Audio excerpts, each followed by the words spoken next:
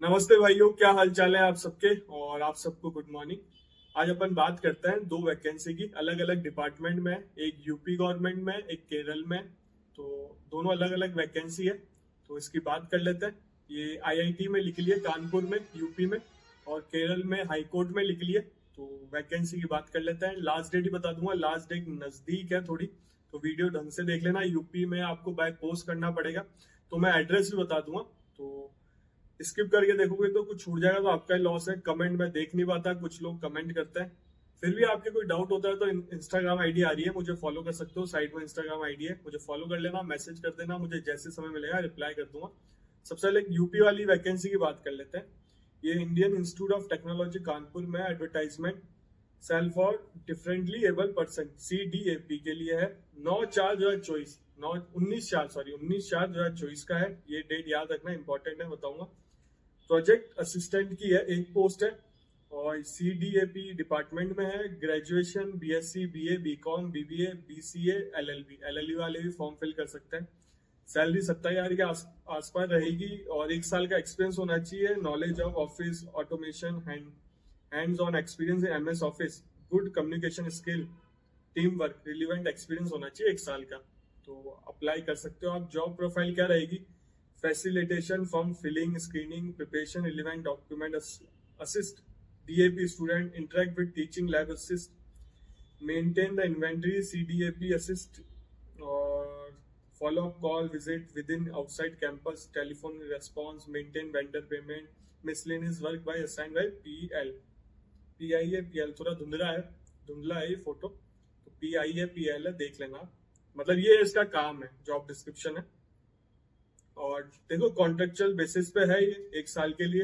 Renew भी हो सकता है, अगर आपका परफॉर्मेंस अच्छा रहेगा रिन्यू भी हो सकता है। एप्लीकेशन प्रोसेस बता रखा है इसमें, आपको भेजना पड़ेगा पोस्टल सर्विस के द्वारा। मेलिंग एड्रेस है professor Anubha Goyal, coordinator and PI CDAP 319, faculty building, Indian Institute of Technology Kanpur, 20/8016 UP। Shortlist candidate को मेल आएगा इंटरव्यू के लिए। कोई पेपर नहीं हो रहा है इसमें। एक पोस्ट है, बट जो यूपी वाले हैं वो फॉर्म फिल कर सकते हैं। और जॉब लो, जुडिशरी की तैयारी करो साथ में। और सैलरी ठीक ठाक है, 27,000 के आसपास तक सैलरी है। अब आगे चलते हैं अपन केरल वाली पे। देखो, ये हाई कोर्ट ऑफ केरल में लिख ली है, और इसकी ऑफिशियल वेबसाइट आप बता देता हूँ, जहाँ आप फॉर्म फिल कर सकते हो। ऑनलाइन के थ्रू ही भरा जाएगा। ये www.hckrirecruitmentkerala.in, इस पे ब्लू ब्लू हो ही रहा है, ऊपर ऊपर वो है। 45 वैकेंसी है टोटल, डायरेक्ट रिक्रूटमेंट है। और आगे चलते हैं, इस पहले पन्ने में यही इंपॉर्टेंट था। एज बता रखी है, कौन कौन किस एज लिमिट में है वो अप्लाई कर सकता है।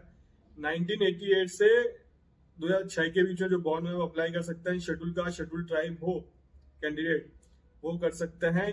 1983 से 2006 के बीच में बॉर्न हुए हो। अदर बैकवर्ड क्लास 1985 से 2006 के बीच में बॉर्न हुए हो। और candidate who are the member of high court service working in category having any pay scale below that of assistant born, ये जो मेंबर्स हैं हाई कोर्ट के कैंडिडेट्स, वो अप्लाई कर सकते हैं। 1984 से 2006 के बीच में बॉर्न हुए एक्स सर्विसमैन वाले अप टू 50 ईयर तक कर सकते हैं। 15 साल का एज रिलैक्सेशन है जो ब्लाइंड है, लो विजन है। और 10 साल का है जो अदर कैटेगरी है फिजिकल हैंडीकैप के।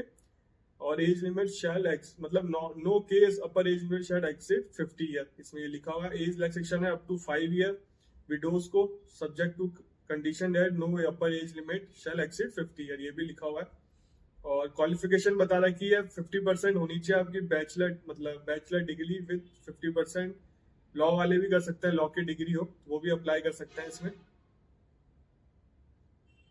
और इसमें ये भी लिखा है 50% होनी चाहिए। आगे चलते हैं। मोड ऑफ सिलेक्शन रहेगा इसमें, ऑब्जेक्टिव रहेगा, डिस्क्रिप्टिव रहेगा, इंटरव्यू रहेगा। 100 मार्क्स का ऑब्जेक्टिव होगा, और डिस्क्रिप्टिव होगा 60 मार्क्स का, फिर इंटरव्यू होगा। ऑब्जेक्टिव में क्या पूछा जाएगा?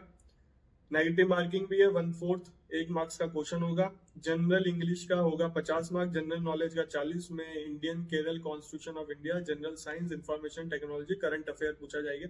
बेसिक मैथ्स और रीजनिंग 10 मार्क्स की आएगी। डिस्क्रिप्टिव टेस्ट 60 मिनट का होगा, और उसमें ऐसे वैसे आएंगे। इंटरव्यू होगा आपका 10 मार्क्स का। और इसमें ऐसा कुछ है नहीं। पेपर का मीडियम इंग्लिश रहेगा। असिस्टेंट के लिए 3 पेपर ले रहे हैं, सोचो। एप्लीकेशन फीस है 500 रुपये, और SC ST अनएम्प्लॉयमेंट मतलब फिजिकल हैंडीकैप कैंडिडेट्स के लिए कोई फीस नहीं है, और इसमें ऐसा कुछ है नहीं। और आगे चलते हैं। टेस्ट मतलब डिस्ट्रिक्ट सेंटर केरल में आएगा आपका, और शायद इसमें ये लिखा हुआ है, पहले वाली में लिखा हुआ था डिग्री के नीचे जो क्वालिफिकेशन है, मैं वापस पढ़ लेता हूँ। मैं कहाँ गई है क्वालिफिकेशन? हाँ, इसमें लिखा हुआ है university of Kerala, bachelor degree with at least 50 marks, master degree, law degree awarded recognised by any of the university in Kerala. तो केरल वाले ही जो केरल से करा है वही अप्लाई कर सकता है इसमें। तो केरल वालों की ये वैकेंसी है। यूपी वाले के लिए तो कोई भी अप्लाई कर सकता है। और इसका टेस्ट मैंने आपको बता दिया, डिस्ट्रिक्ट में होगा, 1 टाइम रजिस्ट्रेशन होगा, इसमें सेम चीज है। इसकी लास्ट डेट बता देता हूँ मैं, एडमिशन टिकट, ये कॉल लेटर का बारे में बता रखा है। तो केरल वालों के लिए वैकेंसी, केरल से कोई देख रहा है तो कमेंट करना है यार।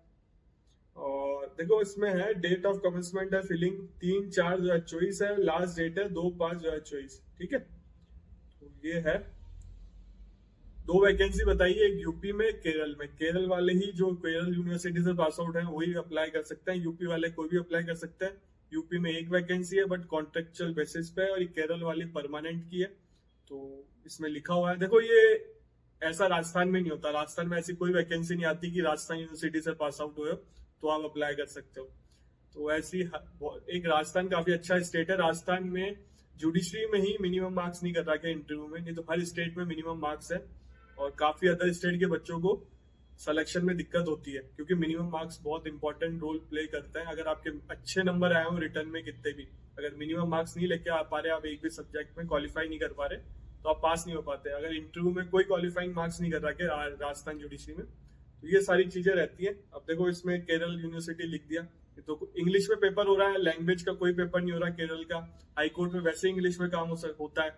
अगर राजस्थान वाले चाहते हो राजस्थान वाले भी जा सकते थे, बट उसमें ये लिख दिया केरल यूनिवर्सिटी से पास आउट होने चाहिए। तो फिर आप कैसे अप्लाई करोगे इसमें? चलो कोई नहीं, अपना मेरा काम था वैकेंसी बताना, तो मैं वैकेंसी बता रहा हूँ। केरल वालों के लिए वैकेंसी है और एक यूपी वालों के लिए। वीडियो अच्छा लगा हो तो लाइक करना, चैनल को सब्सक्राइब कर जाना। इस चैनल पे लॉ से रिलेटेड ही वीडियो आते हैं। लॉ की वैकेंसी कहीं पे भी है, सिविल जज की वैकेंसी कहीं पे भी है, बताता हूँ। सिविल जज की लाइफस्टाइल देखनी हो आपको तो भी चैनल को सब्सक्राइब कर लो, बेल आइकन दबा दो। ऐसे तो मैं केरल में भी ADJ मैम को जानता हूँ, मतलब मेरे नोन नहीं है पर हाँ मेरे किसी की जानकारी के नोन है। अगर केरल से अगर ज्यादा कमेंट आएगा तो केरल में सिविल जज को क्या क्या फैसिलिटी, क्या क्या सैलरी मिलती है, उसमें वीडियो बना सकता हूँ। आप कमेंट करना ज्यादा, वैसे मुझे उम्मीद कम है, नहीं आएगा कमेंट। केरल से कोई स्टूडेंट हो देख रहा हो, लैंग्वेज प्रॉब्लम ही होगी, हिंदी में बात कर रहा हूँ तो हिंदी इतनी नहीं आती होगी केरल में, बट ठीक है। अगर होगा बच्चा, अगर कमेंट आएंगे 2 4 5 भी आ जाएंगे तो भी मैं देखूंगा, बनाऊंगा सिविल जज को क्या फैसिलिटी। वैसे all over India same facility मिलती है, बस 19-20 का अंतर होता है, उस पर अपन बात कर लेंगे। आपसे मिलेंगे अगले वीडियो में। चैनल को सब्सक्राइब कर जाना, बेल आइकन दबा देना।